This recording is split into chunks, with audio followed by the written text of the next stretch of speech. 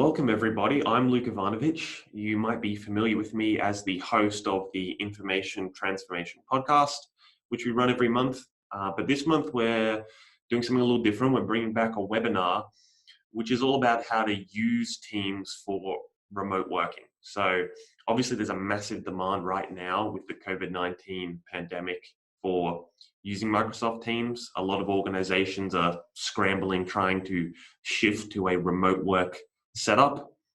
So if you are an organization, you have Office 365, maybe you use Teams to a minimal degree, maybe you don't use it at all. This webinar should be really useful. I'm going to give a high level overview of the functionality and how to use Teams for remote working, and also cover some best practice tips for working from home. So I'll get started and we'll start with those best practice tips. So these are tips that Microsoft actually recommends. So the first is to designate a specific location in your home as your dedicated working space, and try and keep it as separate from your living space as possible. So if you have a separate study, great. If it's, if all you've got is a dining table, but try and separate it as much as you can from your living space. And when you wake up in the morning, walk to that separate space and treat that walk like a commute to work. It's not going to be a very long commute, of course, but it's all about getting into trying to keep a normal routine. So the second tip is to configure your workspace to mimic your home workspace, to mimic your normal office space as much as possible. So if normally you have, your two monitor screens, have two monitor screens at home. If you have an external USB hub, if you have, a headset that you use, try and mimic your office setup at home as much as possible, and play some background noise, play some, background music that isn't too distracting, because it can get very lonely working at home, particularly when you're used to coming into the office and hearing other people's voices. So background music will help with that. And, validate your internet connectivity, make sure it's fast enough. Try and limit, your internet being used for non-work related activities. Even if you have kids at home, try and limit that, so it doesn't affect your internet speed. And if you need a VPN to access any documents, any resources, make sure you have that. And the last tip is to maintain your normal work routine. So the first way to do that is to maintain your normal working hours. If you're used to working 8 to 4:30, if you're used to working 9 to 5, maintain those hours. Otherwise, you'll really get out of routine. And that's something I know when I worked remotely, that was a challenge that I had to overcome. And dress for the office as well. So if you normally wear, a business shirt, wear that even when you're working from home. It'll just put you in the right mindset for working. And you'll find you'll be a lot more productive. And take breaks is the last thing I'll mention. If you normally have a designated 45-minute break, if you normally take that at 11:30, at 12, whenever you take it, take the same break when you're working from home. It's all about trying to just stay in a normal routine. You'll find you'll be a lot more productive as a result.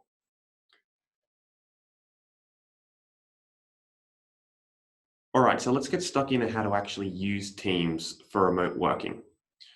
So the first feature you should be aware of is setting your availability. So if you click your user icon here, you'll see you can set your availability status to show that you're available, to show that you're busy, set it as do not disturb, which will limit the notifications you get, which is what I have set it on right now while I'm recording this. So if you're in a meeting, for example, in Teams, it'll automatically move to busy. So that way, when you're chatting with people, when you're audio calling or video calling, you can see whether people are actually available for a call or not. So the second little tip is how to manage your notifications. So again, if you click this little user icon and you go to settings, and inside here you click notifications, you'll see a bunch of different options for notifications you can turn on or off and choose how you want to be notified. So for example, within messages, you might want to turn off your notification for likes and reactions to messages, as an example. So just go through those and toggle on and off what you want. And you can also set notifications and manage your notifications on a channel level. So if you click these three dots next to the channel and hit channel notifications, you'll see a couple of options. You can turn off or turn on rather notifications for new posts. You can turn off notifications for when your channel is mentioned. I wouldn't recommend doing that, but that is the functionality that's available depending on, of course, the permissions that you have. All right, so let's start looking at channels. So obviously your channels make up your team, and every time you create a new team, you automatically get this general channel, and then you can add more channels. So to add channels, you simply hover over these three dots, hit add channel, fill in the details.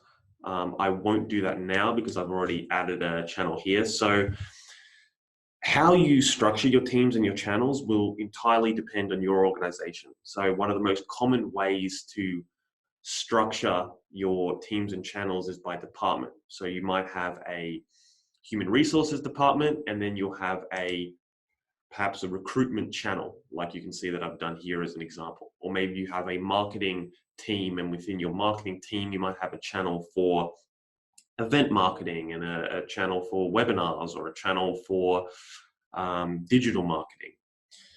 Another common way to structure your teams and your channels is if you're a B2B business, for example, you could have a services team, and within your services team, you have channels for the individual services that you offer.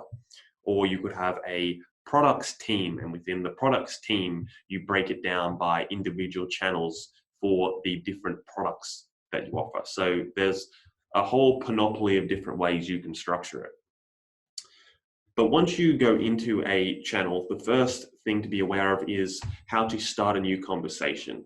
So if you click down here, you can start a conversation, and you'll notice it says type the @ symbol to mention somebody. So if you want to notify a member of the team who is also a member of the channel, make sure you hit @ and then just start typing their name and click it.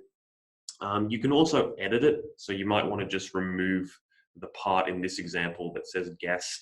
So just backspace that to edit and then start typing, and that will send them a notification.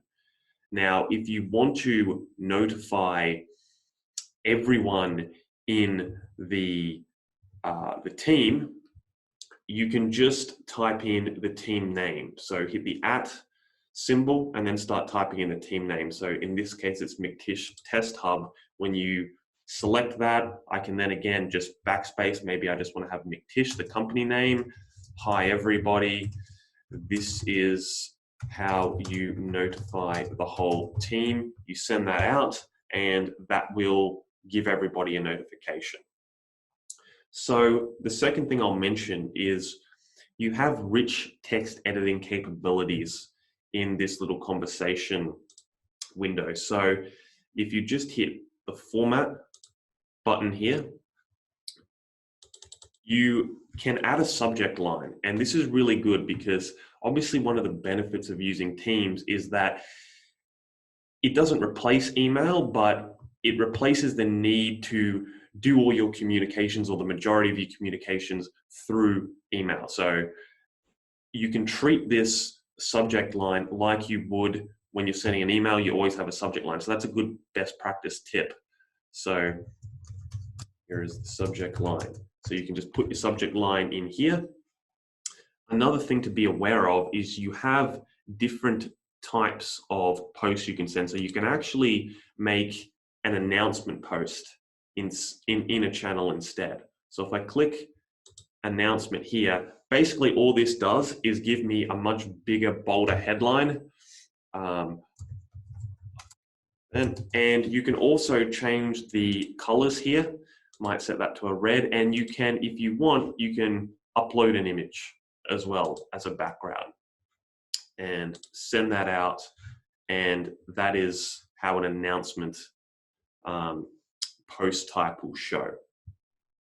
So another really handy tip when you're having conversations within channels is to not confuse the reply button with starting a new conversation. So a lot of people might see an announcement like this, and to respond to it, they actually start typing into this text box at the bottom, which will start an entirely separate conversation. You don't want to do that. You want to hit this little reply button that you can see under here.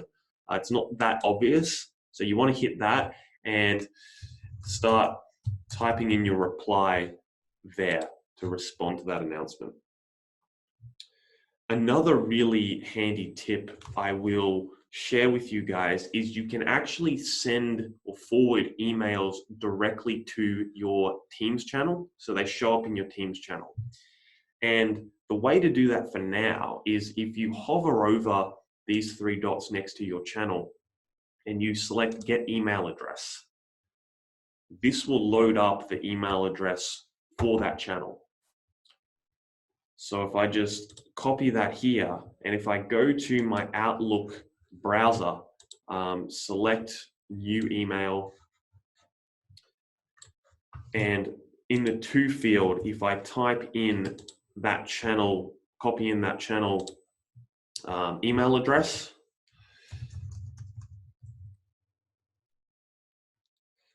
hit send, that should now appear in this channel. It might take a little bit to load. I'll just come out of it, come back in it. And here you can see it has pulled through this email address. So you can see the subject line, you can see the content. In this instance, I didn't actually attach anything to the email, but if you have any email attachments, it will automatically populate and bring those in to the Files tab in your channel. And this is really useful because then perhaps before responding to an email, you can have a conversation with, say, your internal team about that email. You can, again, notify people just with the @ symbol, and then those people can respond or reply to that email within Teams. So that's a really handy tip. All right, so the next thing we'll look at is external collaboration, which is something that you might be doing. So you can add guest accounts to your team that aren't a part of your Office 365 tenant. Now you're limited to how many guest accounts you can add depending on your licensing. So make sure you check your licensing requirements. And to do that, it's really easy. You just hover over these three dots next to your team and hit Add Member. And then here, instead of typing a name, you can just type in an email address. So I've already done that. I've already added a guest account. You can then just hit Add and go through that process. You can also rename the guest if you need to. I won't go through it here in this demonstration. But the first thing to then note is when you add guest accounts, it'll tell you in the team how many guest accounts there are. So you can see in the top right-hand side here, it says 1 guest. And a best practice tip I will mention for this is don't add external guests and to a team unless all your other members of the team are aware beforehand. So make sure you communicate that with people. And you can also manage the permissions of your guest. So to do that, just hover over these three dots next to your team and select Manage Team, and then go to Settings here, and then you can click on Guest Permissions. So there aren't too many options you have, but you can allow guests to create and update channels or not. You can allow guests to delete channels or not. So those are your permission options you have. So the next really important feature, which is the most important feature that for external collaboration, which Microsoft released towards the end of last year, is private channels. So I showed you how to create a channel before, but let's go through that. If you hover over these three dots and hit Add Channel, let's name the channel and you can, under privacy, you can hit this drop down and then select private. So only accessible to a specific group of people within that team. So let's go through, and we already have, again, I've done this before. So I need to use a different name. And let's just skip that. So let's just have an internal channel here that I'm the only member of. So you'll see a private channel is indicated by this little icon, this little padlock icon that's next to the channel name. So the way that private channels work is that any member of a private channel must also be a member of a team. And if you're the team owner, if you created the team, if you own the team, and members of your team create a private channel which you're not then a member of, you will only be able to see the name. So the team owner, if they're not a member of the private channel, if they're not invited to the private channel, they'll be able to see the private channel name, but they won't be able to see any of the content. They won't be able to see any of the conversations. They won't be able to see or access any of the files. And Microsoft does this by actually creating an entirely different SharePoint site in the background. So when you create a private channel, it creates an entirely different SharePoint site in the background. So this can be really useful. For example, let's say you have an external partner or an external agency you work with, and you create a team to collaborate with that agency, but you might want to then have private conversations which you don't want to share within that team about that partnership, about what, whatever work you're doing with that partner.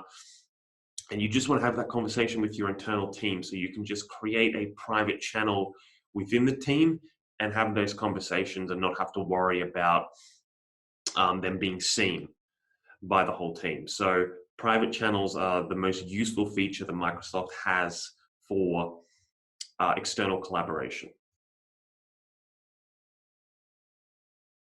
So another thing I want to talk about is working on documents and files in Teams. So one of the great things about working with Teams or just the Office 365 cloud is gone are the days where you need to email someone an attachment, they download it, make comments to it, email it back. Now you have duplicate content. Nowadays you can simply share a link with someone that is for a file that is held in either SharePoint or OneDrive, and multiple people can co-author and collaborate on that document. So you have one file, you're working with one single source of truth.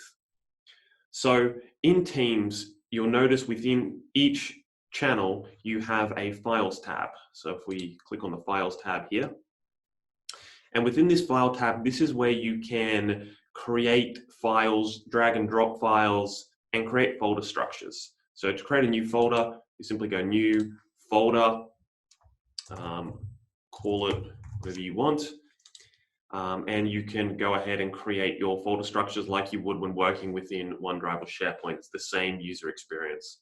So one thing I will mention as a best practice tip with folder structures is try not to create too many folders. The reason being, each folder has a SharePoint URL link, and those URLs have character limits. And if you create too many folders, you can actually go over the character limit, and that will result in broken links. So try not to create too many folders. You can also create, and this is the great thing about Teams, it is a central collaborative hub. So you can create documents from other Office 365 applications directly within Teams, so you don't have to switch between apps. So you simply hit New, and if I want to create, say, a Word document, I can just name it, hit Create, and that'll create a brand new Word document, which I can then edit, and I have full editing capabilities directly within Teams without having to leave this interface. So if I close that, you'll find the document has been created there. So that's really useful. Another tip I will mention is if we go to Posts. So when you're starting a new conversation, you can attach a file. So if you just click the Attach button here, you can then upload from your OneDrive or your computer. Or you can just, if the file is already in Teams, you can just browse Teams and channels. So if I do that, I can then select the example document, Word doc that I just created, and share as a link. And then again, I can hit the @ symbol and mention somebody. Well, I can't because there's no one other than myself in this private team. And then I can just hit send. And again, anytime you want to reshare the same document with people, you can just share it as a link, so you're still only working on that one document and you're not creating multiple copies. So the next really important feature, which is very powerful, that you'll be using when working on documents in Teams, is adding a document as a tab. So to create a new tab, you just click this plus button here, and you'll have a number of options from Office 365 apps as well as other third-party apps that integrate with Teams. So in this example, let's say I want to add that Word document that I just created as a tab. I just select Word here and select this document. Uncheck that and hit save. And that will create a tab that then pulls through this document. So anytime someone comes into this channel and they hit Word at the top here, of course, you can name it something different. So I rename that example document, hit save, and I've spelled that wrong, but that's okay. So that's how you pull through a document as a tab. Another really useful way to use tabs is to add a SharePoint document library as a tab, or add a website as a tab, which can be any URL. So if I want to bring in a SharePoint document library, again, I hit add a tab. I can use this document library here, but the way I like to do it, I actually like to bring it in as a website. So if I click website, I can then name it. So let's call it this.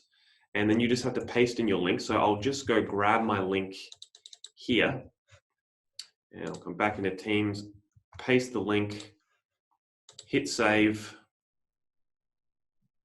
and boom, it pushes through the document library here into Teams. And then you have, because it's pulled it through as a website, you have the same capabilities as if you were accessing this directly within SharePoint. So if I want to change the view, for example, I can just hit documents. These are images, so I might want a tiled view. And it'll then show all these thumbnail images for this document library. So tabs are a really powerful way to work with files, work with documents. And like I said, you also have a number of third-party apps that integrate as well. So the next topic I want to cover with you guys is how to run meetings from Teams. Obviously, if you're working from home, you're going to be using this feature all the time. And there's 4 main ways to do it. So you can schedule a meeting from your Teams calendar, which is synced to your Outlook calendar. Or you can do it from within Outlook, or you can do it directly within a channel, or you can do it in chat, which is more for one-on-one quick audio calls that you might have with somebody. So I'll take you through how to schedule a meeting from your Teams calendar. So if we select calendar on the left-hand side here, select this drop down and hit schedule meeting. Let's fill in the details, add the required attendees, and hit add a channel and select which channel you want to send this to. So in this case, let's send it to the, let's say, the recruitment channel that I created. And then let's just hit send. So it'll take a little bit, but you'll see it'll populate here, and it'll also get brought through to your Outlook calendar, and you'll get your normal Outlook reminder of the email, of the meeting rather. So let's go back to Teams and let's go to recruitment, and you can see in the channel conversation here that I've scheduled this meeting for 11:30 a.m. So let's just select that meeting and let's hit join and then join now. So I want to, and here's my little reminder from Outlook that I have this marketing meeting that I've set in 1 minute. So let's turn my camera on here, which is a bit of a weird inception, but I just want to do that to show you a really cool feature that Teams have added, and that is you can blur your background. So if you hit these 3 dots and you hit blur my background, you can see it's completely taken out my background, which can be really useful. I'll turn my camera off for now. And another feature that you want to use with relative frequency when you want a record of a conversation that you're having is to start recording. And this uses a Microsoft Stream. And if I record now, once that is recorded, it will then be accessible from within the channel conversation if I posted it to that channel. Another thing that you want to do, or that you might find useful when you're having a meeting, is to have a chat while that meeting's going on. So if I hit show conversation here, here's your meeting chat, and pretty self-explanatory. You can just send quick messages to people that are in the meeting. So let's get out of that now. And you'll see here it says recording is stopped, saving recording to Microsoft Streams. So once it's saved and uploaded to Microsoft Streams, you'll then be able to play the recording directly from here in the channel window. So looking now at chat, so the chat functionality in Teams is really intuitive. I'm sure you guys have all used Facebook Messenger or WhatsApp or whatever the case may be. And the chat function in Teams is really useful for your water cooler conversations. It's useful for getting quick answers to high priority questions, or just chatting with friends. There is definitely a social element to it, and that shouldn't be discouraged by businesses. So to go to chat, you just click chat on the left-hand menu. You can up here just quickly type the name of the person you want to chat with and click it, and that's also an easy way to bring up chat. And then if you want to do group chats, you can just, on the right-hand side here, just hit add people. Start typing the name of whoever you want to add, select add, and you can easily have group chats. If you have perhaps particular chats you want to pin, you do have that functionality as well. You can just select these 3 dots. Oh, I can't do it here because I haven't actually said anything. So if I send a message, that'll start the chat. And then if I select these 3 dots here, I can select pin if I want to pin that chat to the top of the window here.